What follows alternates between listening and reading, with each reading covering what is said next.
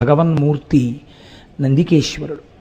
ఆ నందీశ్వర దర్శనం చేసి మనం అప్పుడు శివాలయంలోకి ప్రవేశించాలని శైవాగమం మాట్లాడుతోంది.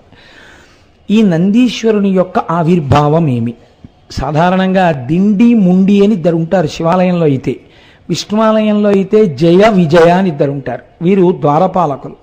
స్వామివారి యొక్క రాజద్వారానికి అటు ఇటు ఉండి కాపు కాస్తూ ఉంటారు. అంతవరకు బాగుంది.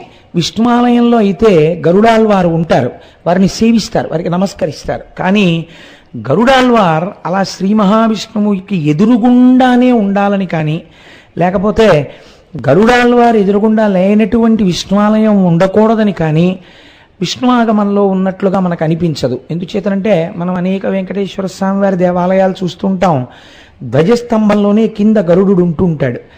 అంత మాత్రం చేత ఒక్కొక్కసారి ఆళ్వారులలో పక్కనున్న దేవాలయాలు ఉన్నాయి. కానీ